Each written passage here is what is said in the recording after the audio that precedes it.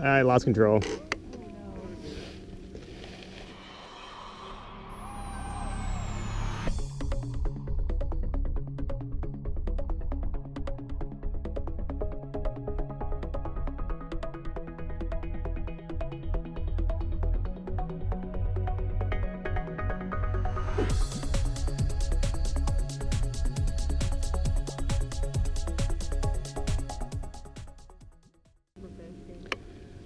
All right, I'm taking off.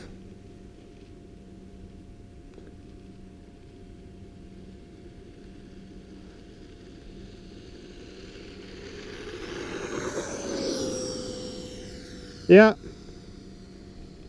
it's good. Oh, there's power lines over there. I'm above them.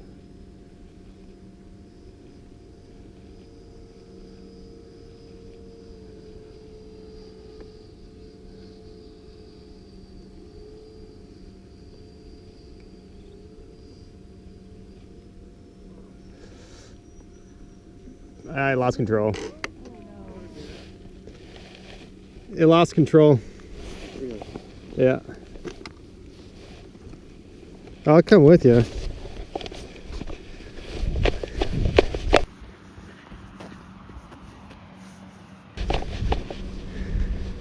Doesn't look that bad. Yeah. It was like,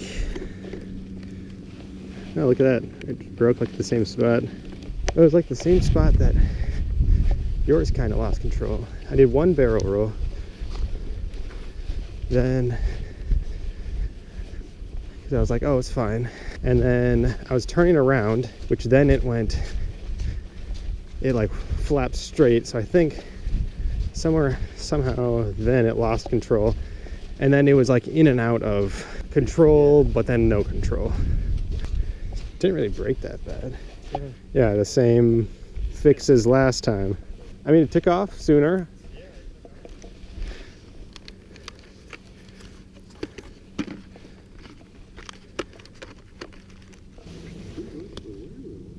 Yeah, it just needs a little bit of glue.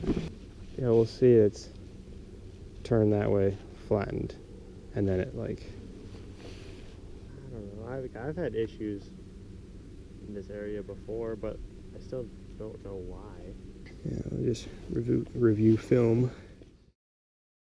So we really tried to figure out why this plane went down, because we've flown here a whole bunch of times. As you can see, this area, it's super nice, it's wide open, there's a long runway, and most importantly, it's not city land, so we don't have to worry about that. But we've flown here a bunch of times with the smaller plane, so we're really trying to figure out what the issue is.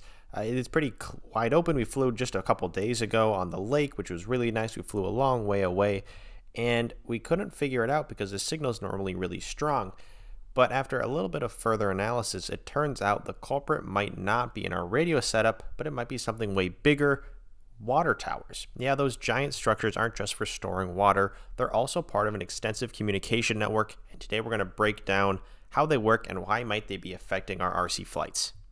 Now, we got this information from a former city planner and a water tower expert, but water towers are often part of a point-to-point radio link system, which allows utility companies to supervise and control infrastructure remotely.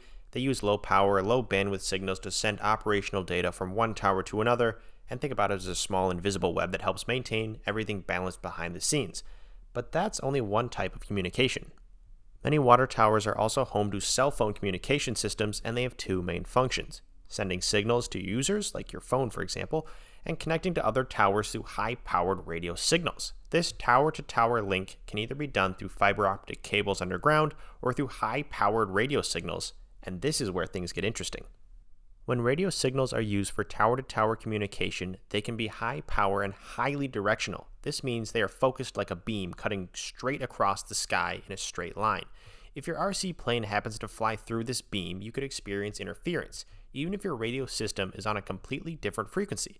That's because strong radio signals can cause disruptions or intermodulation, which messes with the delicate control link between your RC transmitter and receiver. Think of it like a highway for radio waves. If your RC signal is just a tiny bike trying to cross it, the larger signal can drown out, leading to temporary loss of control, glitching, or even a fail-safe shutdown. And lo and behold, there's a water tower right next to where we normally fly. We even fly closer to it when we're sitting on that hill, but we haven't had really any issues because we fly the Evos and everything goes just fine. But if we drag that water tower and look in a straight line, we find another water tower quite a few miles away, but it does cause a direct straight line right next to where we're flying. And thinking back, this wasn't even an isolated incident. I was flying the Corsair earlier when I flew right overhead and the signal dropped out and I crashed, which was a real bummer and I had to fix it. And that happened in almost the exact same spot. Oh, that's cool. I can also see it in the camera, which is awesome. Uh-oh.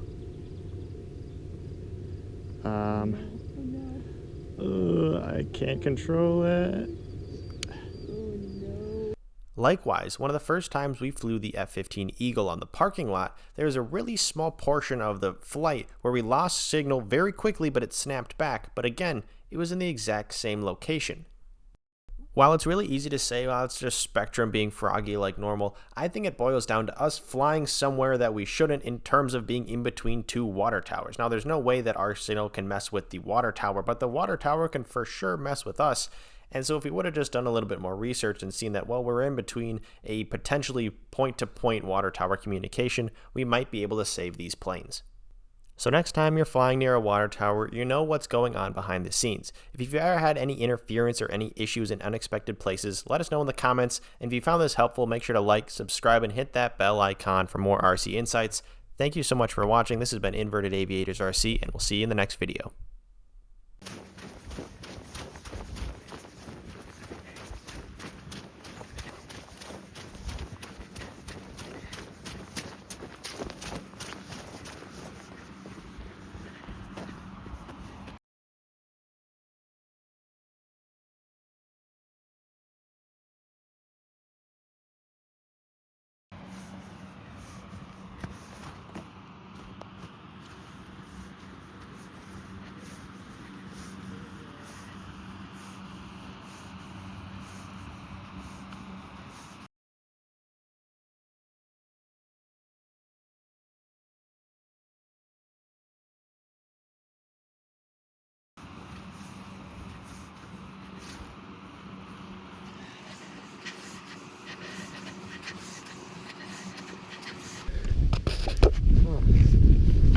You for sure flew further away.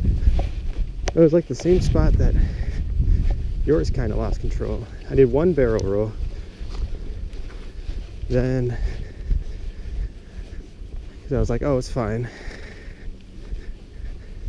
And then I was turning around, which then it like flapped straight. So I think